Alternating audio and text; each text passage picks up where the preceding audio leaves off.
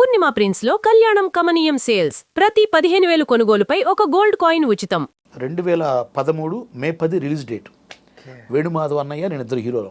ఆ మూవీ పేరు పాండవులు 15 మంది comedians. Okay. Aditya music, songs మామూలు కాదు. కష్టపడి 3.5 years కష్టపడి సినిమా చేసిన.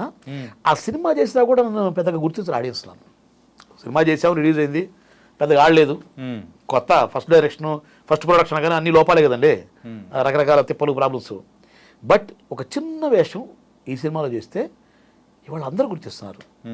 ఏమంటే అంతకుముందు నేను ఏదైనా లొకేషన్కి సినిమా ఓపెనింగ్కి వెళ్తే వెతుక్కోవాలి నేను, ఎవరు కో డైరెక్టర్, ఎవరిని పట్టుకుందాం, ఎవరిని పట్టుకుంటే వేషం వస్తుంది.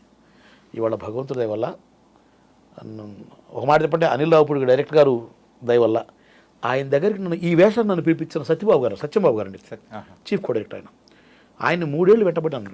3 ఏళ్ళు ఎక్కడికి పోయినా సార్ నమస్తే అనేవాడిని. పాప ఆయన ఏడి రాజేష్ చెప్పి మరీ పిలిపించారు. ఆయన నేను చాలా థ్యాంక్స్ చెప్పుకోవాలి, ఆయనకు రుణపడి ఉన్నాను నేను. దీనివల్ల ఇప్పుడు నేను వెతుక్కునే పని లేదండి. ఇప్పుడు ఈ మధ్య ఒక 10 సినిమాలు ఓపెనింగ్ ఉండేది ఈ మంత్లోనే. ఈ ఓపెనింగ్స్కి వెళ్ళగానే ఆటోమేటిక్గా భయ్యా భలే బాగా చేసా భయ్యా అని మన ఆర్టిస్టులు అడుగుతారు. ఇది చూసి డిపార్ట్మెంట్ వాళ్ళు ఆటోమేటిక్గా సార్ మీరు ఓపెన్ చేయండి సార్, సాయంత్రం ఆఫీస్కి రండి.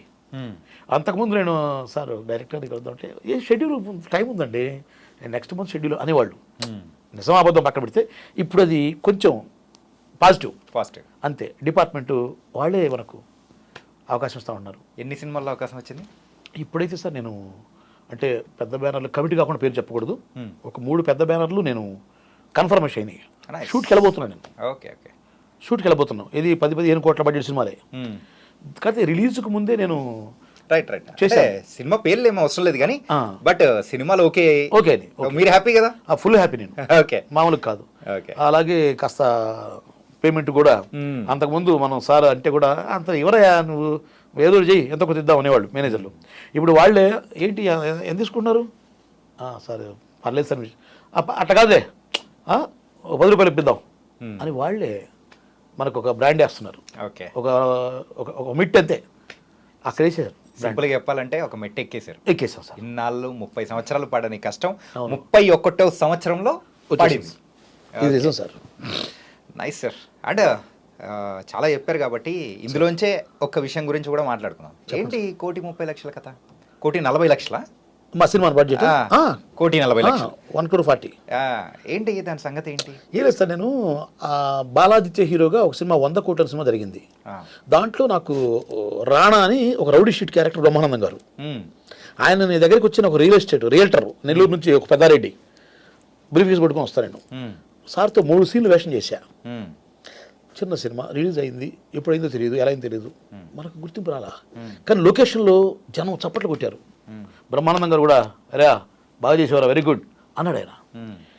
ఇట్లా కాదు, మనం ప్రూవ్ చేసుకోవాలంటే మనం ఒక పెద్ద రోల్ చేస్తుందే, ఈ చిన్న అడుక్కుంటే వచ్చే వేషాలు 1 సీన్ 2 సీన్లు 3 సీన్లు వీటి వల్ల ఉపయోగం లేదు అని ఎలాగే మనం ప్రూవ్ చేసుకోవాలని ఆలోచించే టైంలో అనుకోకుండా ఒక కో డైరెక్టర్ నా ఫ్రెండ్, అతనికి హెల్ప్గా నేను అవటం, ప్రొడ్యూసరు నాయుడు గారు కథ బాగున్నది మీరు సపోర్ట్ చేసి డైలాగ్ ఉంటే నేను ప్రొడ్యూస్ చేస్తానని ఒక నెల్లూరు రెడ్డి గారు అంటాం, నెల్లూరు ఆయన. అలా దిగటంతో ఆయన తప్పుకోవటం, ఇంకొక ఆయన రావటం, ఆయన తప్పుకోవటం, చివరికి నేను ఫ్రేమ్లోకి రావడం. ముందుకు వచ్చినాక డైరెక్టరే హ్యాండ్స్ అప్, నా వల్ల కాదన్నా నేను వెళ్ళిపోతున్నాను, ఈ సినిమా నేను చేయలేని వెళ్ళిపోవడం, నేను మూమెంట్ అవ్వటం. ఇక నాకు భగవంతుడు ఇచ్చిన నాటక రంగం సర్కిల్ ఉన్నారు, 10 మంది పిలుచుకొని ఒరే మరి ఏంట్రా ఇట్లా దిగాను, ఇప్పుడు ఒక 10 లక్షలు ఖర్చు పెట్టారంటే తీసేయన్నా మేము ఉన్నాం అన్నారు. నా యొక్క 48 లక్షలు ఇక ఫ్రెండ్స్, అందులో మెయిన్ నా తమ్ముడు బామర్ది ఉన్నారు, నా క్లాస్మేట్ ఒకడు, ముగ్గురు బాగా సపోర్ట్ చేసి సినిమాని అప్ టు రిలీజ్ దాకా తీసుకెళ్ళాం. అలా 1,40,00,000 సినిమా తీసాం. నెగిటివ్లో మళ్ళీ అప్పటికి డిజిటల్ సిస్టమ్ రాలే, ఇంకా 2013-14లో రాలేదు అంటే 2012కే వచ్చింది, 11-12కే వచ్చింది. మేము 9లో స్టార్ట్ చేసాం. అది ఓకే, ఏదో ఒక 30 లక్షలు సినిమా చేద్దాం దిగాను, నాకు తెలియదుగా. మనం ఏదో వేష అడుక్కునే చిన్న ఆర్టిస్ట్ నేను, నాకేం తెలియదు. ఓ మహానుభావుడు పేరు చెప్పకూడదు, ఒక ఎడిటరు, అతను చెప్పాడు 28,75,000 నీకు వచ్చేద్దండే అన్నాడు బ్రహ్మాండంగా, స్లాంగ్ ఇలాగే. వెళ్ళి నాకు అది 45-50 అవుతుంది అర్థమైంది. ఇది ఓపెనింగ్కి వెళ్ళినప్పటికీ నాకు అర్థమైపోయింది. అప్పటికి హీరో కాదు, జస్ట్ కొత్తవాడు అనుకున్నాం. ఆ తర్వాత ఇట్లా కాదని చెప్పేసి ఒకళ్ళు సలహాలు చెప్తుంటే వేణుమాధవ్ అని ప్లాన్ చేసుకొని ఆలీ గారిని ట్రై చేసి ఆయన వర్కౌట్ కాబట్టి ఆ క్యారెక్టర్ నేను చేసి, మరి ఇద్దరు ఉన్నప్పుడు నేను కొత్తవాడిని కదా, కుదరదని చెప్పేసి ఇక ఎంఎస్ గారు రఘుబాబు గారు ప్యాడింగ్ని ఒకళ్ళు టచ్ చేసుకుంటూ ఆ కథ అలాంటి కథ.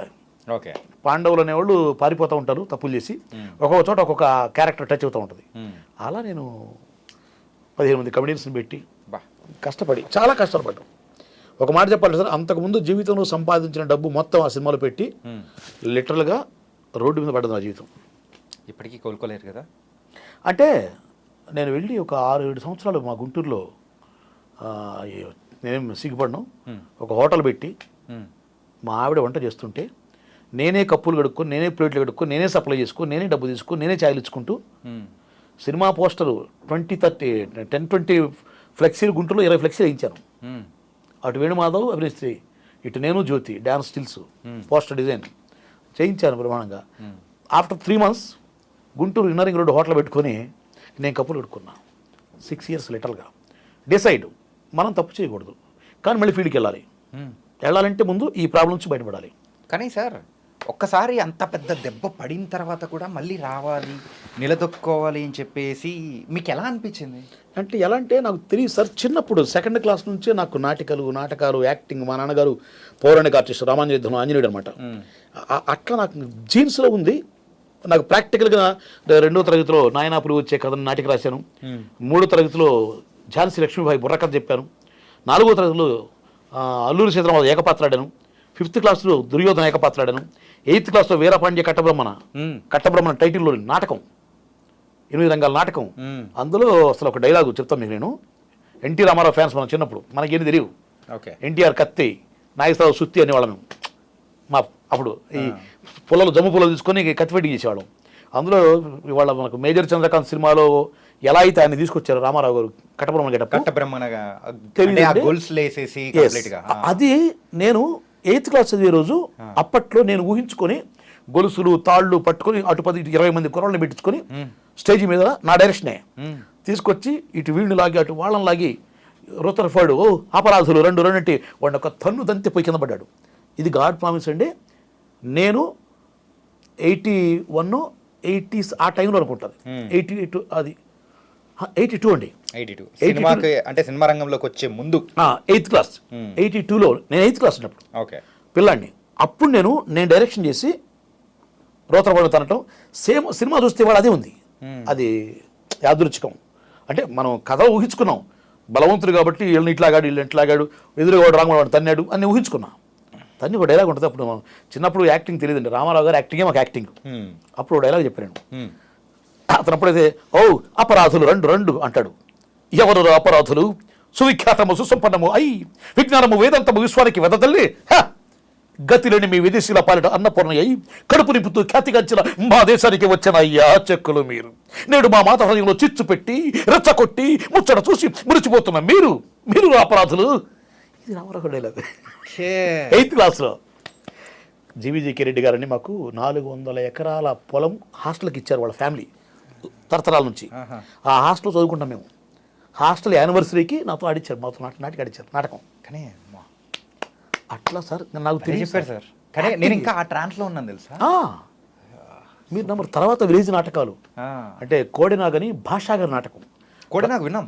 ఎంఏ భాష తెనాలి అల్లేరు ఆయన నాటకం. అందులో డైలాగ్స్ ఆణిముచ్చారండి. ఇవాళ అంతా మారిపోయింది అనుకోండి. బట్ ఒకటండి, ఇవాళ సినిమాల్లో ఇప్పుడు వస్తున్న పుష్ప 2 కావచ్చు, లేకపోతే గంచంద్ర కావచ్చు, దీనికి ముందు బాలకృష్ణ గారు, చిరంజీవి గారు, ఇంద్ర, సమరసింహారెడ్డి సినిమాలు ఉన్నాయి కదా, ఇవన్నీ కూడా ఇప్పుడు వస్తున్న మాస్ సినిమాలోనే ఈ మాస్ యాక్షన్ ఇది మొత్తం కూడా మేము నాటకాల్లో 85, 86, 89 ఆ టైంలో మేము చేసామండి. అది ఇప్పుడు రిపీట్ అవుతుంది. ఓకే. బోయపాటి గారిది అయితే పక్కా అండి. మా నాటకాలకు లెజెండ్ డైలాగ్ తీసుకోండి, ఏం తీసుకోండి, సింహ డైలాగ్ తీసుకోండి, అసలు ఆ క్యారెక్టరైజేషన్ తీసుకోండి, ఆ ఎలివేషన్స్. మేము నాటకాల్లో మాస్ నాటకాలు వాస్తవంగా పరిషత్తు నాటకాలకి మాస్ నాటకాలు తేడా ఉందండి. ఒక మగాడి భార్య పతివ్రత అంటే పరిషత్తు నాటకం అండి. వ్యభిచారి వెలయాలంటారు కదా, సాని కొంపలు ఉంటారు కదా, అది సాంఘిక నాటక రంగం అనే అంత వేరియేషన్ ఉంటుంది. పరిషత్తు వాళ్ళు మా సాంఘిక నాటక వాళ్ళని అంత చీపు చూసేవాడు అప్పట్లో. ఓకే. నేను 2 చేసేవాడిని. మా గోళ్ళపాటి గారి ద్వారా పరిషత్ నాటకాలు, ఫుడ్ కోసం ఉంది పూర్ ఫ్యామిలీ, ఫీడింగ్ కోసం నాటకాల డైరెక్షన్. ఇవాళ పరిషత్తు కాదు, ఈ కమర్షియల్ విలేజ్ మాస్ నాటకాల్లో ఏ యాక్షన్ అయితే ఉందో అది ఇప్పుడు సినిమాలో వచ్చిందండి. And for more videos, Please subscribe to iDream. Please subscribe to iDream. Please subscribe iDream. And please subscribe to iDream. For more videos, subscribe to iDream. please like, share, and subscribe to the channel. Congratulations, iDream. Subscribe to iDream. Subscribe to iDream. So subscribe to iDream Media. iDream की iDream team अंदर की huge congratulations. Please subscribe iDream Media. Please subscribe to iDream. Subscribe iDream. Please subscribe to iDream. iDream అంటే నా కళల ఛానల్ను subscribe చేసుకున్న నోరు తిరుగుతలేదు, మీరైతే గంట గుర్తు కొట్టండి. For more such videos, please subscribe to iDream. Subscribe to iDream. Please subscribe to iDream. Please subscribe iDream Media. Please do subscribe to iDream. Please subscribe to iDream Media. For best entertainment and information, please subscribe iDream. And don't forget to subscribe to iDream.